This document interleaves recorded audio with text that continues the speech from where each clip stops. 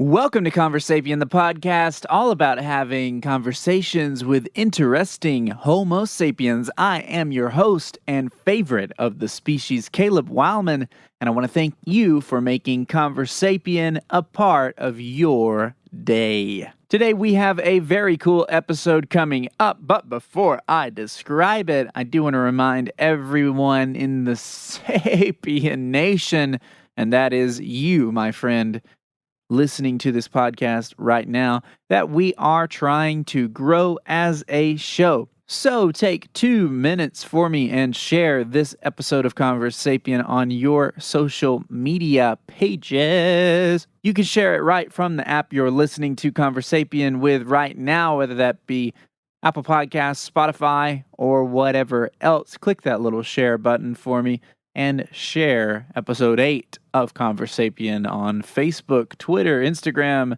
somewhere, doesn't matter where, or send it directly to a friend. That would be awesome. Today I have on Anna Coburn. Anna is the host of the Wildish podcast, a new serial that has just come out a couple weeks ago in partnership with High Country News and Alan Wartes Media. Wildish is a 6-part serial that chronicles the wild horse management issues in the western United States that have arisen particularly since the Wild Free Roaming Horses and Burros Act of 1971. It is a truly fascinating show. I've learned so much just from the 2 episodes that I've already heard, and I'm about to listen to episode 3, which has come out since we recorded this. If you're like me, living on the eastern side of the United States, you probably know nothing about this issue or very little about it. I kind of vaguely knew that there was some wild horses out west and that was becoming kind of a problem, but I had never heard of things like the Bureau of Land Management or the controversy between whether or not to consider those horses wild or feral,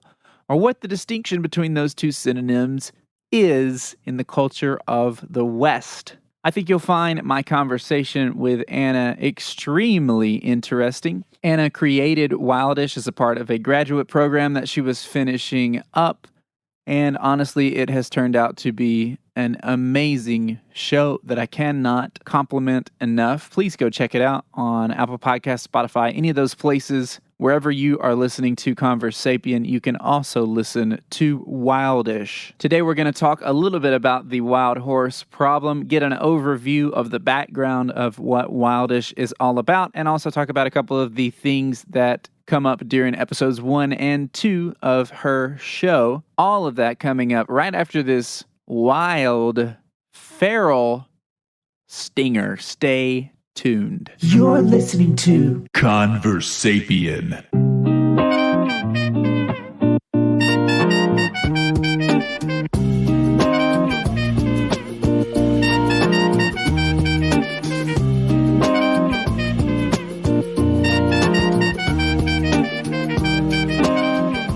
I am here with Anna Coburn of the Wildish podcast, done with High Country News in collaboration with Alan Wartes Media. I've heard you say that a couple times today, and now I get to say it myself. Well, it's Wartes, not Warts. Oh, no, I messed it up. I really enjoy the fact that you said Warts.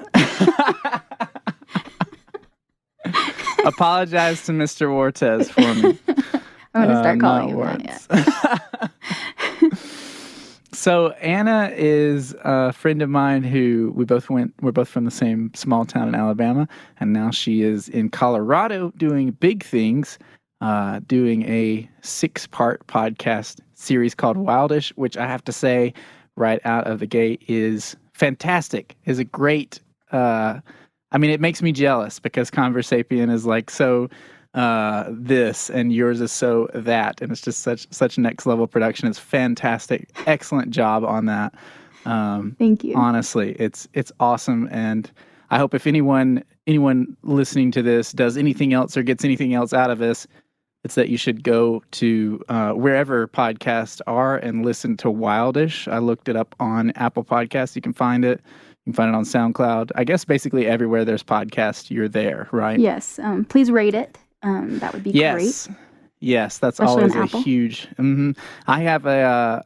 I think I managed to pull about 30 ratings out of the people who have heard my podcast or just on my friends list. So you same people, go rate Wildish 5 stars, because it's a 5-star show. It's fantastic. And I really wanted to let you know that it's great. And I hope that after doing it, that you have to do more shows, right? Like you have to. Have you been thinking about that? Because you're not going to be able to not do it, because I could hear it and I was like, she's doing this forever. Like this is what she'll be doing. It was originally for my master's project. We can do, in this program at Western Colorado University in Gunnison, we can do pretty much anything in the world. We just have to meet certain criteria. And so I chose a podcast. I've never done a podcast. This was my first one. And it just, because of all the music production, you can attest to that.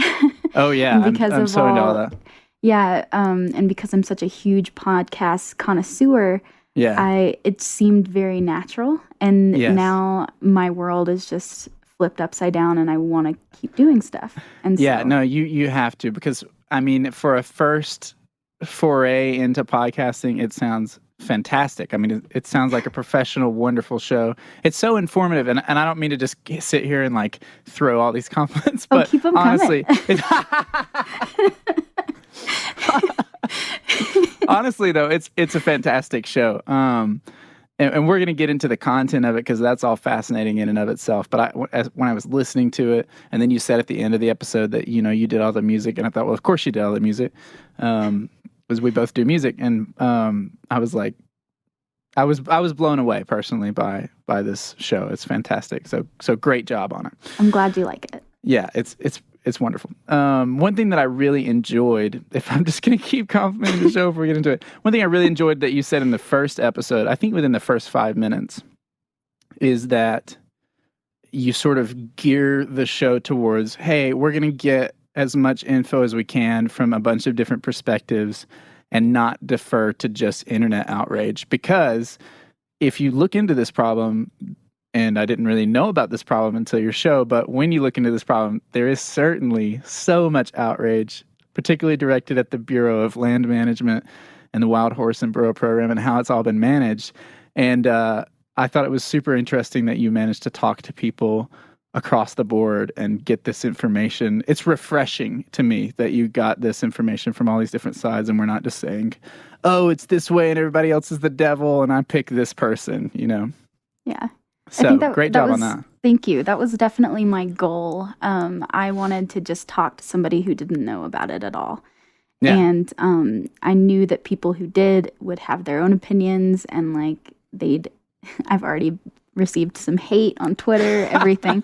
So I knew that I would say something that wasn't going to jive with everyone, and even trying to be balanced. And one of the authors I talked to in my first episode, he did a whole book on this, and he said, yes. And I was trying to come off like I was really, starstruck by him, and I was trying to come off as like, well, I'm trying to be really balanced and just not have an opinion. And he's like, look, you can do all of that and you're still gonna make somebody mad. You're still gonna piss somebody off. So he was like, just be yourself, just tell the story and it'll be fine. And so now the way I look at it is, if somebody hates it, they can make another podcast, because there are no podcasts out there about this.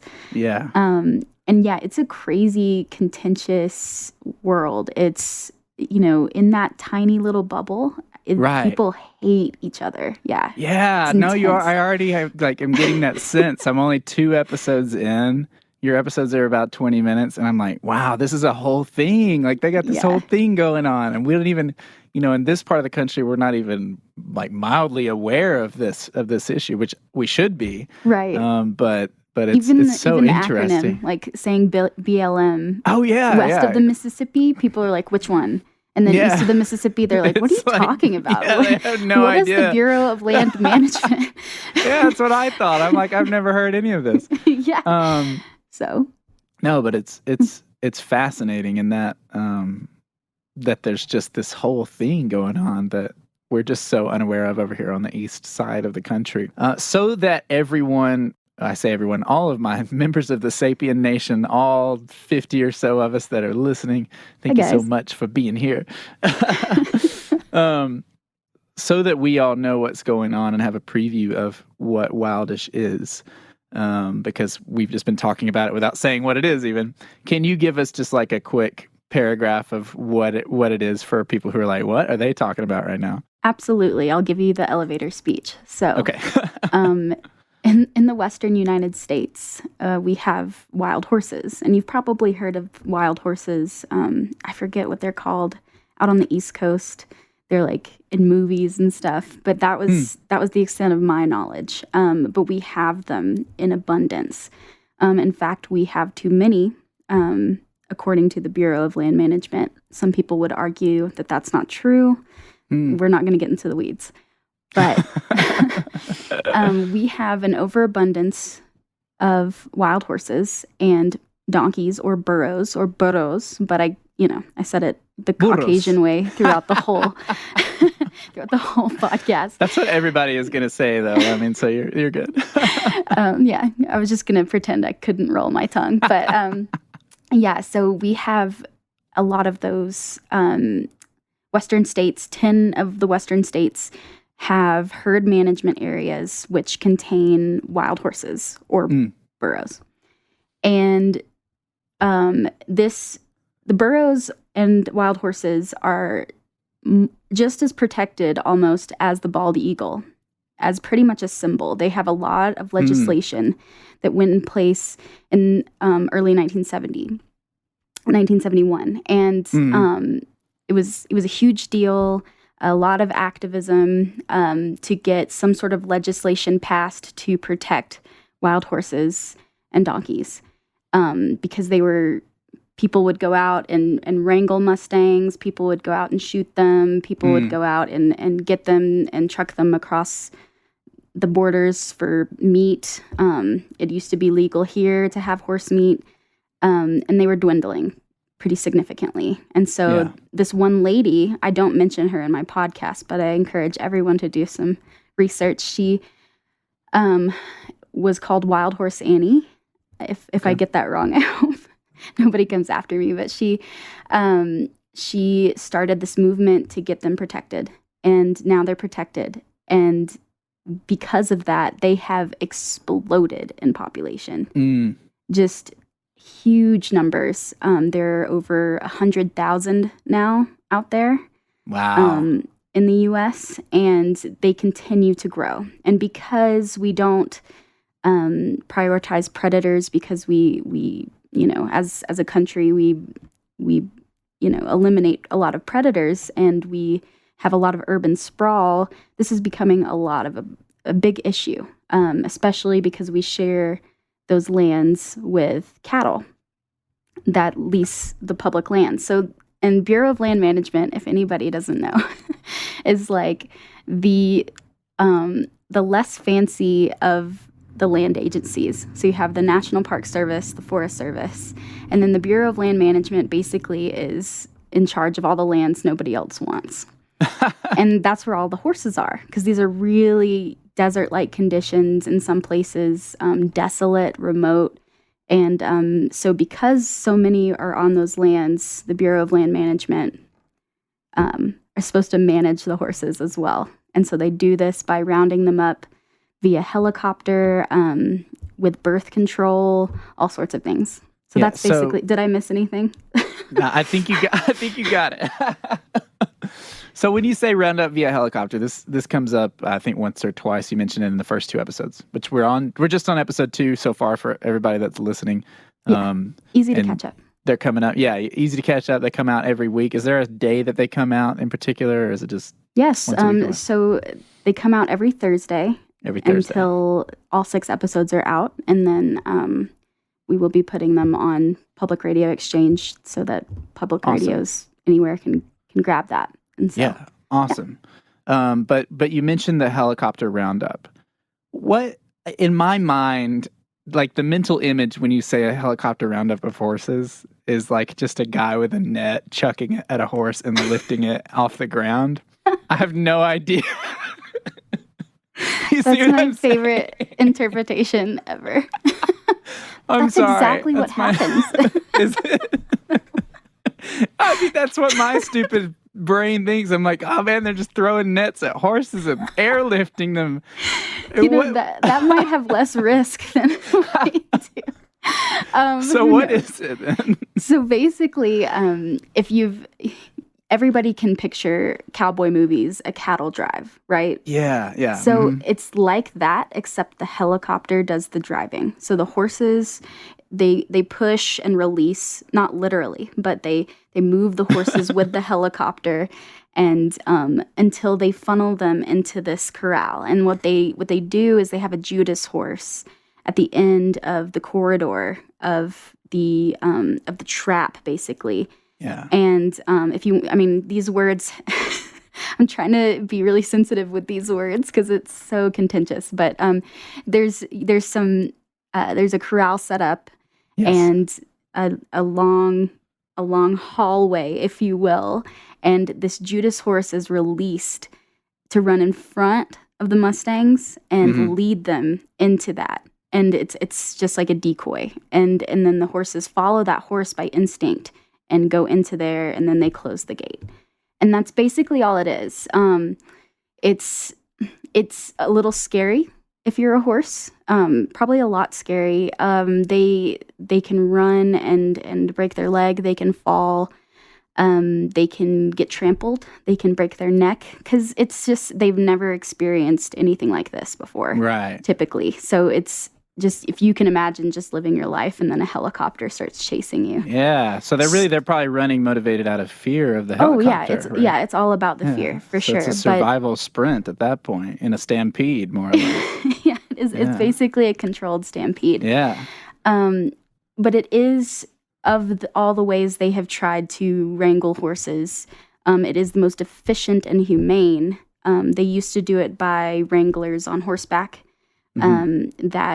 That was actually more risk to the horses than the helicopter is, believe it or not. Four-wheelers, they've tried doing that. Mostly helicopters is the best way to go. But it's still not it's not a pleasant thing to watch. So.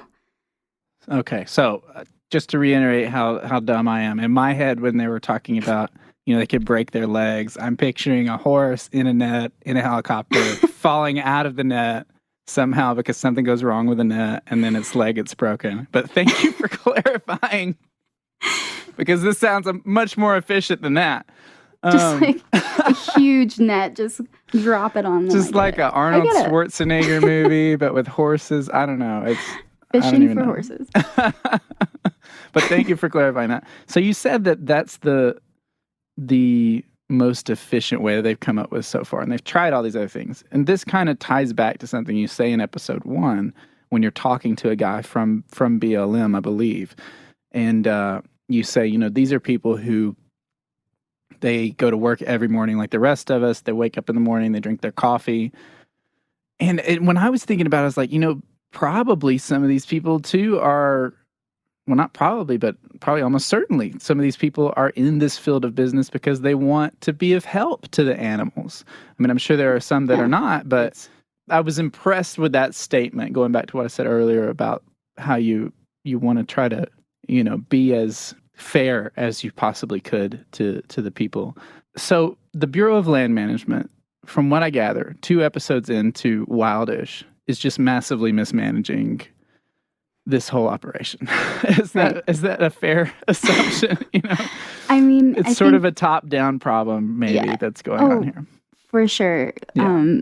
It's exactly a top-down problem. You have workers that, like I said in that episode, just go to work and do their job, and they can't change anything. And so, what you have, at least in modern times, because the BLM, back when this program first started, like they had some sketchy employees. They were doing some things that were not kosher. Right. But what I've found with those who I've talked to in 2019, which is when most of this production took place, was you either have people who are super passionate and they've been in the job a long time and they've learned how to deal with the death threats, and they've learned how to do their job without getting too burned out. And then you have the people who are burned out and like have one foot out the door because they can't last very long. You either really have to have thick skin or really be passionate about the horses, or both. Yeah. That's my take on it. But I only talked to a handful of BLM people. So I've heard some, especially in episode 2, some unsavory things. Yes. That sounds like a jaded person, pretty much. So. Yeah. So in episode 2, Anna's talking to, is it Otelia is her name? I don't want to mispronounce. Is she German? She's Hungarian. I should have. Hungarian. Okay, Hungarian. But she'll tell you she's from all over. In my head, as like a language teacher, I was like, what is this? What is this lady's accent? I was trying to figure it out. I loved the way she said water bottle. I tried to come up with every excuse for her to say water. To get her to say it. Oh my gosh, it was so awesome. But when you were talking to Otelia, she says, talking about, that unsavory interaction, she says that she tells the story of a couple of foals. In one case, there was one who's, and I don't want to spoil your podcast too much, but just to give a quick summary.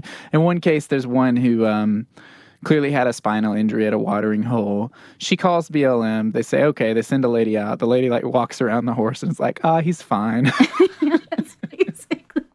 He can't even stand up. She's like, he's good. And then in the next story, there was one that was a foal that was starving. Clearly, the mare's not around. She calls them. They're like, it's fine. The mare will come back. And Otelia's like, no, I've grown up around horses. This is not how this works. Yeah. And then the third time around, she's like with a friend, and something's going on with another horse. And she's like, I can't call these people because they think I'm a crazy lady because... On the internet, I stirred up some stuff with my stories of the truth of what was going on. So she gets her friend to call. Her friend calls the BLM, and then her friend mentions to her that she's with Otelia. And the guy's like, well, I guess we better get out there and do something, or they'll raise a stench on the internet. And that becomes the motivation. So now it's your motivation for doing anything about horses at that point is to avoid the negative media, basically, that she might stir up if you don't do your job. And I thought that was really sad. Yeah. Because it's really sad. Hopefully in my own job, in my own career, hopefully I'm never motivated by that. But it's being motivated by the worst possible scenario instead of what it is that's good about what you're doing. And I had to wonder if sometimes like I said, 2 episodes in, don't really know anything. You know much more about this than any of us, obviously. But I have to wonder if people in those situations, whether it's with BLM or any other agency, I think of ICE and the whole immigration issue at the border, if people just get hardened by the constant, you know what I'm saying? Yes. If it's the result of years of being in it, and it's they just they're done. Emotionally, they're done being empathetic because it's just been so much for, years. Yeah. Oh man, I think it's exactly that. I think that whether it's this, with horses, or whether it's with ICE or fighting overseas or anything, I think we have to harden ourselves to survive. And because BLM in this situation gets so... Can I cuss on your podcast? Yeah, you can. Feel free. I'll put an explicit mark on it, but you are free. I'm not gonna because I'm a teacher and I don't want to get canceled. I'll use this phrase, poo-pooed on. You saved us. You spared us. Yeah, I'll save us. So because they get so chastised all the time, I think they have to harden themselves. Yeah. But I think what's fascinating with the Otelia's stories is that I think we have different opinions on what management should be, because management is just this overarching word. And when it comes down to it, horses don't, this is in the next episode, shameless plug, horses don't really fit into whether it's wildlife or livestock. Wild horses don't. And so is it the BLM's responsibility to come out there every time one is injured? Or should we just let nature take its course? Is it BLM's responsibility to go out there and shoot them with birth control, or just let nature take its course? And so across the spectrum, that is the question people are trying to answer of what does management mean? And so in Otelia's eyes, it's if they manage them this heavily, run them off their land, shoot them with PZP, which is birth control, with a dart gun, they should at least take care of, have enough hands-on people to take care of them when they're sick or when one is in trouble. So if the BLM gets these calls all the time, not just from Otelia, but from any person that's out there a lot, like wild horse photographers or volunteers tend to be, then they're sick of it.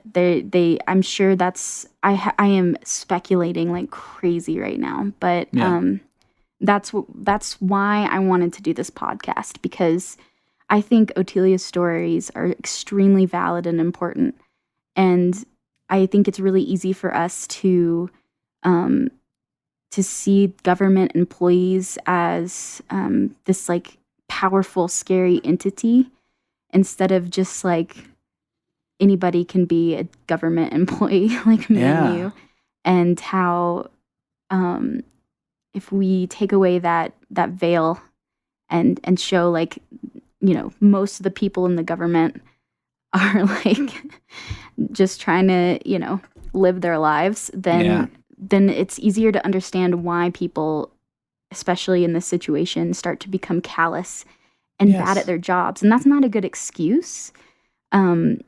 Or it's at least an explanation, though. It's an explanation. It's an explanation of why, employees from that office told her, just stay away from the horses. Like, we're sick of you. So it's, it's you give that humanity to it. And that was my goal in this whole thing, was to talk about the people instead of just the issue, because I think that people are complicated and layered and not just, two-dimensional on a screen that you can yell at, basically. Yeah, no, I completely agree with you. And you work as a park ranger as well, right? I do.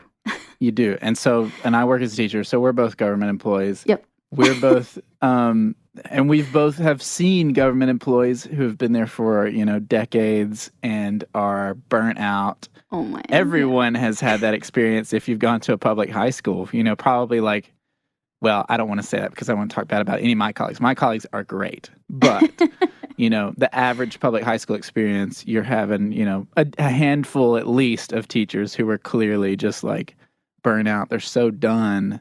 And then you see like new teachers, though, and you never see a new teacher, someone who's fresh on the job, who is like that. Like, like never. You never see that. So it's like, is this a generational thing? Well, no, I don't think so. I think it's what you're saying. It's that people, it's not an excuse, but people get burnt out. They get burnt out from hearing that. That as horrific as it seems, the horse breaking its neck is horrific the first time, the second time. Maybe you're a volunteer, it's horrific the 50th time. Yeah. And now it's your job, and it's something that you experience every day for the next 30 years. Is it going to stay as horrific forever? I think probably not. And that's kind of an unfortunate part of being human. But yeah. That's a great point. Yeah, I agree with you. So if the BLM is mismanaging what's going on, let's talk about what they are doing, which this is something that the guy you interview in the first episode basically lays out flat for us. And tell me if I'm missing anything, but you said already they do the helicopter roundups. Once they round up these animals, they basically try to have adoptions where people can come in and adopt the animal.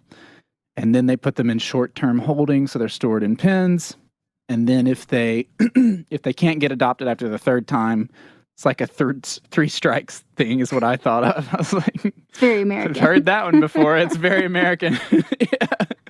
They get 3 chances to get adopted, and they're like, we're taking your ugly little horse butt into your unlovable horsetail into the long-term holding area. Mm-hmm. And that's just like a vast expanse of fenced-in land that we're spending $57 million or more, however much it was, a year to feed the animals on out of taxpayer money. Yeah, that's all very interesting. The things you don't know. Most of their budget for the program underneath the BLM, so it's the Wild Horse and Burro program itself. Most of the money goes to feeding the horses. Mostly their horses. Donkeys are they're more easily adopted out. There's a growing demand for them. So if you guys are interested in a wild donkey, they're kind of like dogs. We got you. But hook up. But yeah, a horse is a big animal, and having it out there for the rest of its life, they live to 30 sometimes. Feeding that horse, and then multiplying that by 50,000 that are in the holding facilities, in the long-term holding facilities. I mean, that's a lot of money, and that's not gonna last, and we're not gonna have enough land, enough feed, enough money for that. So something has to change. Well, let's say this. Here's the change I propose. Okay. Let's say I am a horse a horse activist. Let's just do nothing about it. Let's just leave them all alone out and let them do whatever they do. Why is that a good or bad option, do you think? It's a very understandable option. It makes sense because this is, if they're naturally out there, right? Natural being relative. The nature will take its course. They'll get diseases. They'll die off. The population will eventually control itself. Maybe that would have worked, a few centuries ago, a couple centuries ago. But we manage our wildlife as well. We manage our predators as well. So horses can't really escape that management. But what adds another level to it is it's the law that they can't. The BLM cannot let them starve or get diseases. It's a mandate. They have to manage them as a healthy population. Yeah, because they're basically bald eagles. Basically, yeah.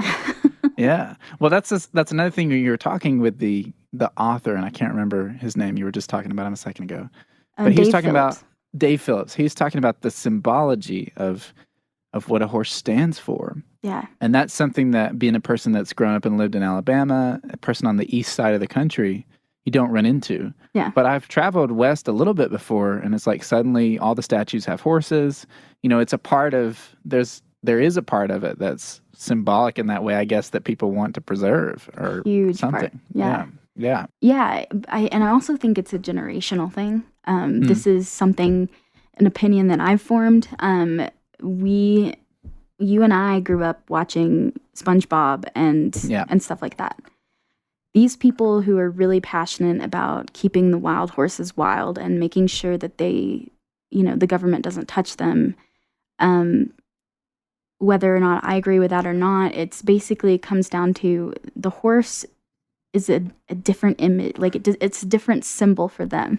Yeah. Because they grew up watching, the cowboy movies and the black and white. I don't want to age them that far back. No, but just sure. I'm trying to think of good examples. And we're too young, but my dad could tell. My dad could tell you, man. Yeah, we went we went to a cowboy museum in Oklahoma City, and he was like, No, I'm sorry, he wasn't there. My mom was with me. We went to this big cowboy museum out there. It was a super cool museum. If anyone's ever in Oklahoma City, go to it. Oh, yeah. But recognized all these shows, and I'm like, I've never heard of that.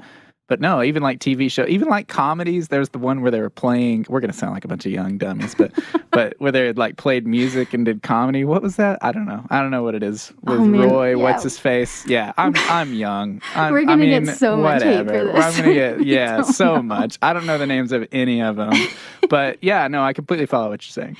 Yeah. So you grow up watching those cowboy shows and stuff like that, and then people especially who live west of the Mississippi, I keep saying that, but in the western United States, Right. horses are a lot more integrated in that culture and part of their lives, then you get, you get that kind of outrage, and it's not, misguided in any way, but it seems very generational, the absolute anger, I guess, and the attachment. You mentioned really briefly in episode 1, and I have a suspicion that you may talk more about this later because we're only 2 in.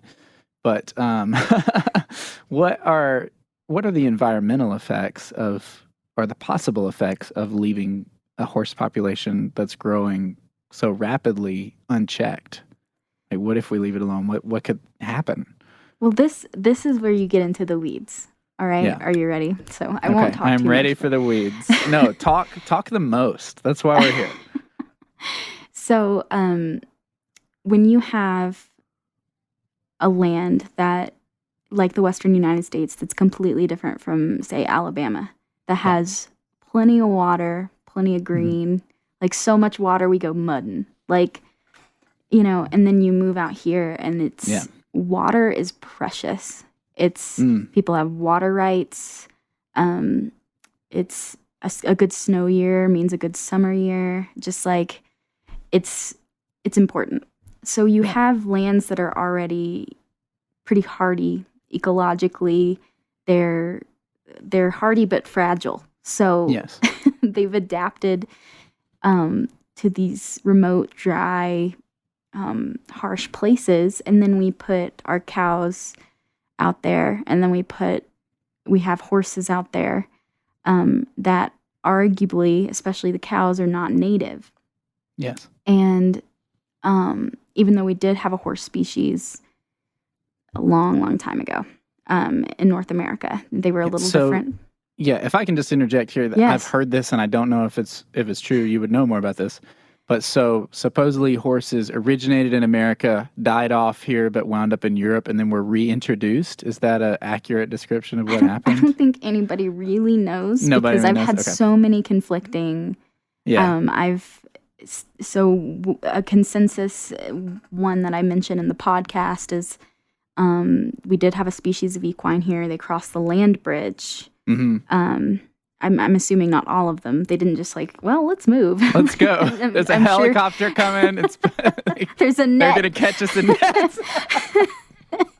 They're going to break our legs. Yeah. In nets. There's maybe some cross the land bridge further evolved. Yeah. What we know is that there was a species of equine here. I think they were smaller.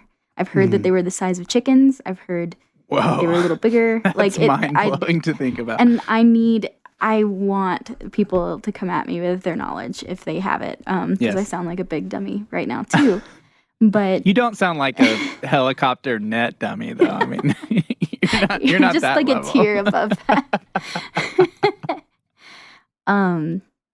So basically, we want, if we're talking human time, if we're talking the way that we fathom time, they're not native. So they came over with the Spanish conquistadors, European explorers and settlers, and not the greatest people, but yeah. No, and not at all. They were in abundance at that point, like the buffalo. They were everywhere. And then same story, just like the buffalo, horses, there were a dime a dozen, and they didn't see them at that time as like really cool. Just like they just saw them as, there's horses down there. There's a horse, yeah. Yeah, so we like put a deer, them in, I guess. Or we put them in whatever. dog food and stuff. So that's like a really roundabout way of saying they do cause environmental degradation, and they don't help the situation. And we don't really argue about, well, deer and elk, they're eating all the sagebrush or whatever. But in this case, because they're not native, it's a lot more, that degradation is a lot more paid attention to. And then people ask, well, what about cows?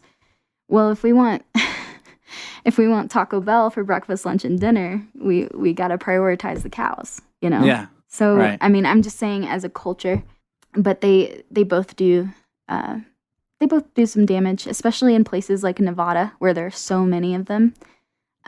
So many What of the did you horses. say? There was like 40,000 horses there or something? There was some Yes. staggering number. It was 45,000 as of like a year ago.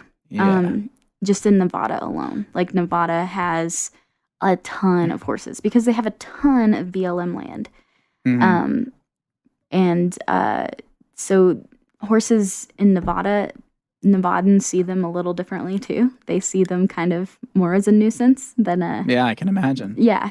So and they're typically like they'll get into ranchers' water sources or like break through their fences, stuff like that. So but I guess the biggest thing is the vegetation out there, the water. Yeah.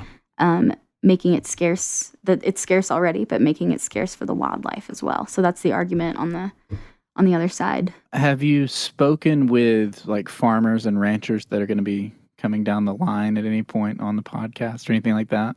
So I do speak with a couple of ranchers. Ranchers, okay. But instead of being on that screw wild horses, Yeah. they actually adopted one. Okay. And so I wasn't able to get in touch with any ranchers who were readily willing to say, wild horses suck, basically. Yeah. So that's a perspective that I'm lacking, but it's definitely out there. Yeah. It's just typically those disgruntled ranchers are busy, fixing their fences. Right, yeah. Or like doing rancher things, and they don't really want to talk to a grad student. So, but yeah, I do talk to ranchers. I do. Yeah. Okay. I know when I was Googling around after listening to what's out so far, and there was like I think they call themselves like a farm association, but I guess ranchers is really what they'd probably be. And they were like, had this like 5-point suggestion for how BLM should actually do it and sign this petition. And it was like a whole thing. So I thought that would be an interesting thought too, is like, like what you're saying, they're getting into, water supply, tearing down fences, maybe even competing with cattle land or something along those lines. There are a lot more BLM lands that cattle graze than the wild horses do. Okay. That's also an interesting fact. But yeah, I did reach out to one of those groups that are very against wild horses, call them feral. That was one of their points. They said you have to feral. recognize horses as feral animals. Yeah. That's which in my head it didn't make sense because and I'm an Alabamian. To me, feral and wild are the same thing. But I think they're coming from the perspective of this like idolization of horses out there that I don't identify with. But now it makes sense that you're after what you've said, that they're saying like, no, we have to recognize that these are feral. They're not the bald eagle, right? Or whatever. I think because I think of that too. I feel like they're more the same, but I think it's because you and I grew up thinking, hearing feral hogs and wild hogs and thinking that's the same thing. Right. So, right. But yeah, in this situation, the term you use shows your opinion. Really? Okay. So feral is a bad word. It's like is it like invasive species, I guess? Right. Or wild is the bad word. So like if I were to come on here and say, or if I were to come into one of those farm, I'm trying to think of their name, but maybe I shouldn't. Just like come into one of those groups and say wild horses, they would look at me like I was stupid because those are they're feral horses. Which is the literal example. So I went to a rangelands conference that it was in Denver, and it was really cool. It used to be a good old boys club, but they've diversified it and everything. But it was still a lot of the rhetoric, a lot of the projects. If you saw anything on wild horses, it said feral horses, right? And then you come into a space of, wild horse advocates. Yes. And then you say feral. I mean, it's the same reaction. They think you're callous or awful or So I like the term wild. Yeah. Because it just doesn't, to me, it's, everybody knows what wild means. Right. But I know it holds a bigger weight. Yeah. That's so interesting, though, that there's those two terms that, we would think of as synonyms, but it's like saying what your party is. Yes. That's crazy. Exactly what it's like. Yeah. The dart situation is one of the most just metal things that I have heard in a long time. And I was like, secretly, a part of me wants to go out here and dart some horses. I'm just going to be honest with you. But they need all the help they can get. I'm sure it would actually not be near as awesome sounding as it is. I'm sure it's a lot of like just meticulously tracking, horses based on their stripes, or what was she saying? Like she could identify a stallion because his nose had been bitten. I was like, this lady knows some horses. Yeah, like they're mean to each other out there. So if they like have a big gnarly scar or half their ears missing because it's cold and their ear froze off, like that's a good way to identify them. So yeah, there's old one ear. I don't know. One ear. He's in the net. So he lost his ear in the net. The chopper just came down and cut that ear right off. So, the first lady who is I think you met Ottilia through her, and I can't remember her name. Her name is Patty. Patty darts mares, and this is one of the cooler things that I've heard in a long time. But everyone needs to listen to the podcast, but I'll give you the skinny. Wow, what are we in like the 1920s? I don't know what I'm saying. I'm going to give you the skinny anyway, whether we're in the 20s or not.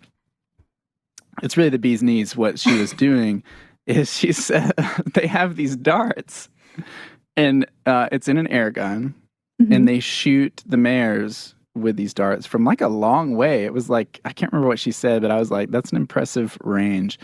She's sniping these mares with a dart that has the medicine in it, and when it hits them, a charge is activated, and it like blows the medicine into the horse and also like simultaneously ejects the cartridge from them.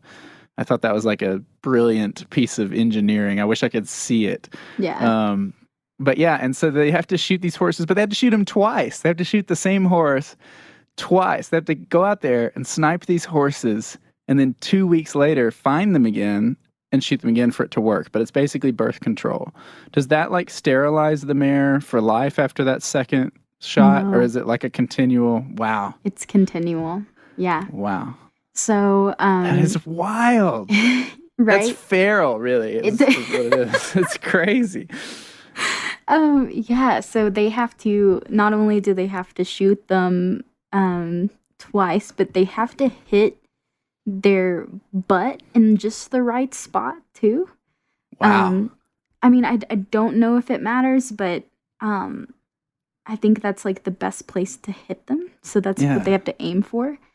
And some of these horses, especially the ones I saw, are used to people, right? They're used to people driving up and taking pictures. So these horses are pretty easy to get to.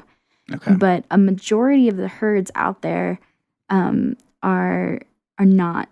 They don't like people, and so like they smell you and they take off running. So this is probably only really feasible for horses that are used to people. Yeah. But it's hard in the first place because you have to walk these large expanses of land, shoot the horse, write that down, come back, shoot the same horse. Yeah, and you have to identify it again and everything. They're probably already onto you at this point because they're like, last time I saw that lady, my butt hurt. And but they have to. So they are working on birth control that's longer lasting. So there's some in the works for 5 years out, but it's really expensive. So most of the time they only have the annual birth control. So it's year after year. And and the horses will become savvy to it. Like Sure. they'll see I mean, somebody. I would. I wouldn't want a bee sting every time I saw this lady, so Yes. I'm gonna run away. Yeah. So it sounds like a great idea. It's just really difficult, and the BLM doesn't have the money to pay most of these people. Right, she's a volunteer, right? Right. They're throwing most of their money into feeding these horses, which Yeah. I mean, it's a mess. It's a mess. Yes. A hot mess. Yeah.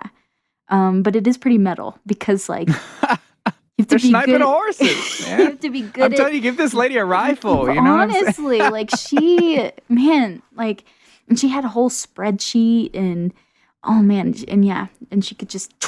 I never saw her do it, but she was pretty well seasoned. So Yeah, just the thought that, man, that's crazy.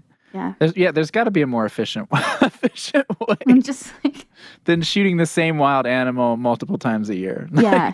That Yeah. sounds so hard. We'll gather them up in a net and then What we do is you get these helicopters.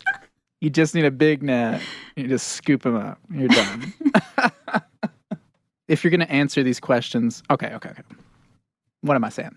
It's not like the whole world is listening to this podcast right now. I'm going to be honest. We're just starting out. So if you want to spoil things, spoil away because I am really interested and I'll definitely be listening to the rest and want to know the rest of the story. Cool. But I want to ask you, have you come across in your experiences, have you come across management change suggestions that are feasible and actually would work that we could start doing? Or is it all just like a complete, snafu of people with a lot of different opinions? So, I talk about this in the 4th episode. Okay. I actually go to a wild horse gather. There were no nets involved. And These nets, man. And legislation was passed into Congress. It was introduced by all of these organizations, ASPCA, one of those cattle farming organizations that we were talking about. I forget the name. I'm so sorry. And I know the whole world isn't listening, but I feel bad for not knowing. All these unlikely groups came together and were like, look, the BLM needs more money. You're just going to have to fork it up because it's not going well down here. So it passed. And so one of those options from that legislation is permanent sterilization for mares. Okay. So what that means is they would gather them up off the range, but instead of taking them off the range, they would put them in a chute. And if for anybody who doesn't know, it's like a squeeze. It's like a thing you put cows in, and you kind of squeeze them in to give them vaccinations and stuff like that. Ask a farmer or a cattle person. Okay, yeah. They'll explain it better than I am trying to, but so you're saying it's a net. Basically. So I wasn't that far off is what we're learning here. So they put them into these chutes and they do ovarectomy, basically. Mm-hmm. They take out their ovaries right there. And it's typically like localized what is that word? Localized anesthesia? Localized anesthetic? So it's not like putting the horse under, it's like giving her a couple shots and then doing that. Yeah. There is a video on YouTube you can look at. The BLM released one about how it works. They put some, I talk about this in the podcast too, they put some elevator music to it, but it's still like, it's not fun. Pretty gnarly. Yeah. It's, smooth jazz doesn't really smooth it over. No, so it's much. not. It's not as. So that's one solution that they're trying to implement because PZP is so expensive. Because getting all of those people to do it, it's in the long term, it would save them a lot of money and a lot of people. Sure. That's a short-term solution that they've introduced. One thing that I have come across that I think is more feasible, but it comes down to like us as a culture changing our minds. Mm-hmm. And that's a long-term thing. So it's not an immediate action, but reframing our minds about the way we think about predators. And how when we're in their backyard, we expect them to leave us alone. And, and they, I don't know, there was just like a video of a grizzly chasing some hikers on the news recently. And just, it's like, wow, I went into the forest where bears live and I saw one. It tried to attack me. What nerve? The nerve of that bear. Doesn't that bear know that I need to get to that 14er? Let's kill them all. So yeah, when a predator, and there's been some horror stories, don't get me wrong, about predators and people and predators and pets, but just like we have this enormous urban sprawl in the West and it's growing, and this huge spike in outdoor recreation and doing things for the gram and summiting all sorts of mountains and getting out into the backcountry because we're all curious about it now, and there's nothing wrong with that, but then not understanding that we have to be vigilant and we have to be respectful of those animals, because we kill an insane amount.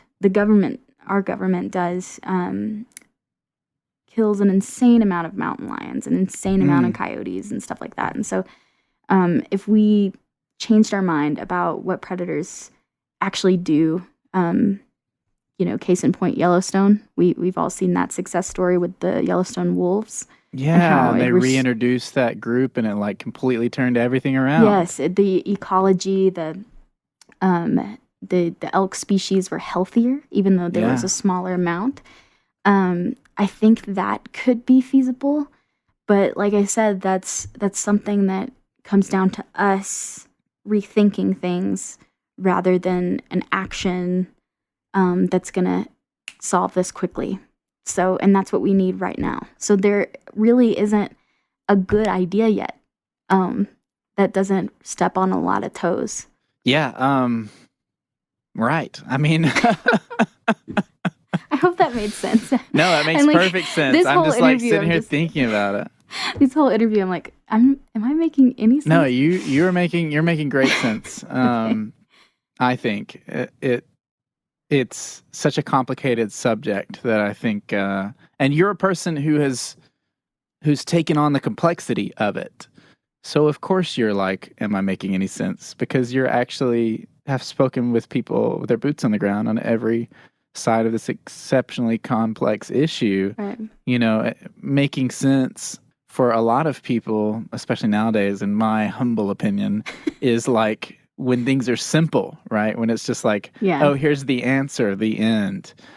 And really that doesn't make sense, I think. In the long run, we need this sort of space where things are gray and we don't know exactly what it is. And you can't tell me exactly what the answer is today because there's not one, Yeah. So I think that's probably closer to the truth than if you were to sit here and tell me, oh, for sure we have to do this. Give we you have a to start 5-point system. Yes. First of all, we have to recognize all horses are feral. Yeah. Gotta use the F word. That's a great way to put it. Yeah. I think that issues where we have to think some more and have conversations, they're so valuable. Like yes. they have changed the course of human history, all of those situations. Yes. And absolutely, we should not be afraid of those. And this is just a small example of that. We have a lot of big fish to fry, especially right now in 2020. I mean, this is just a part of that. It's just a part of this bigger picture of us not being afraid to really have conversations and critically think. Yes. So. No, I completely agree with you, Anna, and I think that's something that's very evident in these 2 whole episodes I've heard so far, and something that I expect I will keep hearing for the next 4 episodes of Wildish. And again, fantastic job on that podcast. It's truly an amazing podcast and an amazing production. And great job on the music, by the way. Just to throw that back out there. I heard this like awesome like Western acoustic guitar thing, like, oh yeah, we got the cowboy thing going on. And at the end you're like, also, I did that. I was like, of course you did that. Yeah, after I finalized the final episode or the first episode, my friend was like, aren't you gonna give credit to all the music you did? And I was like, oh, I didn't even think about that. So yeah, it was pretty fun. Oh, I bet. I would love to do stuff like that. Yeah, it's actually I kind of didn't really have any theme music planned, and just found what fit the mood, and just like improvised and played, and that's in a lot that you'll hear throughout the podcast series. The music changes a bit, and yeah, just sitting there listening to what I had created, and then thinking, well, what note sounds good here, and it was a lot of fun. I think the music was the most fun I had. Oh, I bet it was. Just sitting back, yeah, it was. And believe it or not, your iPhone really, really works well as a recorder. There were a couple of them that I just recorded a bass part, slapped it in there, and it sounded just as good if I had plugged it in. Yeah. So it was awesome. It does sound good. The microphone even sounds good. You get a nice acoustic guitar on that, you're good to go. Oh, yeah. I mean, obviously, having something like this is better, but people can't even tell a difference half the time. No, and it's a podcast. They don't expect, Yeah, exactly. fancy. So. Yeah. No, it worked perfectly. The music is awesome. And also, I don't get to show out on my music stuff a lot on this show because of the format. But with the serial format like that, where you're basically doing essays, it works so well to have those little like transitions. Oh yeah, I think it's fantastic. And this whole show is just going to be me complimenting Wildish. But another thing I was impressed about on it is that it is evident to me that you are able to put together those essays, basically. And that's something, I don't know if you had this experience in grad school. I kind of did with some people. And for my grad school colleagues who may listen to Conversapien, if there's any of you out there, it's not you that I'm talking about, I promise. It's not you. But even in graduate school even, you'll run into people who you're just like, what is going on? Like, oh my gosh, no. Like, have you ever heard of a thesis statement? What's going on? How do you not know the basics of an essay at this point in your life? Off record, I could rant about this forever. But yeah, even in grad school, it's impressive. It is impressive. It's like, why did you think this would be a good move for you? It's like where people fake their way through undergrad. Yeah. It's like at some point you got to be able to put some thoughts together. You're trying to get a master's degree, dude. You know what I'm saying? Yeah. And again, that's nobody that's listening to this. It's other people. It's not you. I promise. It's certainly not you. But no, I could rant about that too, and that may make me sound like a stuck-up little turd sometimes. But I don't care. It's like, come on, if you're trying to get a master's or a doctorate or any graduate degree, you need to be able to write an essay at that point. And if you can't, and it makes me sound like a turd, then I'm just a turd. So I'm just a feral horse. You can throw me in a net in a helicopter, break my legs, but that's just the truth. All right, Anna, I look forward to having you on again for your next show because you're going to have another one and it's going to be fantastic because I just know. Well, so thanks. Please come back. Yeah, I like the podcast. I was listening to it today for the first time, but thank you. It's fun. I like the fun. guests you have on there. I have such crazy guests. Isn't that like? No, I realized when I was trying to get it going that I have these people. Okay, so the first idea for Conversapien was I would make a class about education or a podcast about education. And it's like, how boring is that? Why would I do that? I don't know why I had that idea. Well, it's because I have so many teachers that I know that are good teachers that I've had on. I mean, I've had an art teacher on. I'm going to have some more teachers on. Good. Then I realized, man, there's other people in the world. There's people that I know that do really interesting stuff that aren't teaching. Like you. I mean, you are teaching, but not in the formal pedagogy class situation, right? So why not branch out and just see who's out there and connect with them and have a conversation and try to learn from it. And that's what I'm really trying to do here. Yeah, my mom was a teacher for 25 years. She was a first grade teacher. I saw the burnout process, all of that we talked about.